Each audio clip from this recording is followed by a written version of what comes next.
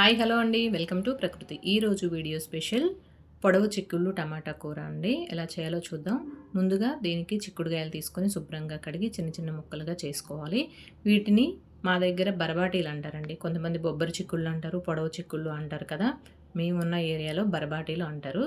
శుభ్రంగా కడిగి ఇలా ముక్కలు చేసుకొని నీళ్లు పోసుకొని అందులో కొంచెం సాల్ట్ వేసి ఒక 2 నిమిషాల పాటు పక్కన పెట్టుకోవాలి. ఇప్పుడు స్టవ్ వెలిగించి కళాయి పెట్టుకొని ఆయిల్ వేసుకొని వేడెక్కిన తర్వాత పోపు గింజలు వేసుకొని అవి వేగిన తర్వాత 2 ఎండుమిరపకాయలు కూడా ముక్కలు చేసుకొని వేసుకోవాలి. అవి వేగిన తర్వాత ఒక ఉల్లిపాయ సన్నగా కట్ చేసుకొని వేసుకోవాలి. అవి వేగుతుండగా మనం ఉప్పు నీళ్ళలో వేసిన ముక్కలు తీసి గిన్నెలో వేసుకోవాలి నీళ్లు లేకుండా. అలాగే ఒక 10 వెల్లుల్లి రెమ్మలు కచ్చా పచ్చగా దంచి వేసుకోవాలి. అవి వేగిన తర్వాత ఒక కరివేపాకు రెమ్మ కూడా వేసుకొని మనం కడిగి పక్కన పెట్టుకున్న చిక్కుడుకాయ ముక్కలు కూడా వేసుకొని హై ఫ్లేమ్ పెట్టుకొని ఒక 2 నిమిషాల పాటు బాగా వేయించుకోవాలి పచ్చివాసన పోయేలాగా. ఇప్పుడు ఇందులో కొంచెం పసుపు, కొద్దిగా ఉప్పు వేసుకొని ఒకసారి బాగా కలిపి లో ఫ్లేమ్ పెట్టుకొని మూత పెట్టుకొని ముక్క మెత్తబడే వరకు ఉడికించుకోవాలి.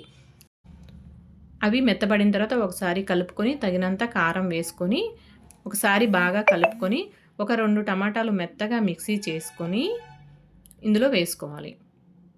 టమాటాలు ముక్కలు పలంగా కన్నా కూడా మిక్సీ చేసుకొని వేసుకుంటే కూర గ్రేవీగా అన్నంలో కలుపుకోవడానికి చాలా రుచిగా ఉంటుంది. ఇప్పుడు ఇది పచ్చివాసన పోయేదాకా మీడియం ఫ్లేమ్ పెట్టుకొని ఒక 2 నిమిషాల పాటు ఉడికించుకోవాలి.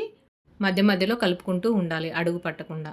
అంతేనండి, కూర ఉడికిపోయిన తర్వాత ఒకసారి బాగా కలుపుకొని ఉప్పు సరిపోయిందో లేదో చూసుకొని వేయించి పొడి చేసుకున్న ధనియాల పొడి, జీలకర్ర పొడి వేయించుకొని వేసుకున్నదైతే చాలా బాగుంటుందండి. వేసుకొని బాగా కలుపుకొని కూర అంతా పట్టేలాగా మూత పెట్టి ఒక 2 నిమిషాల పాటు ఉంచుకుంటే ఎంతో రుచికరమైన పొడవు చిక్కుళ్ళు టమాటా కూర రెడీ అయిందండి. ఓకేనండి, లైక్ చేయండి, షేర్ చేయండి, సబ్స్క్రైబ్ చేసుకోండి. Thank you. బాయ్.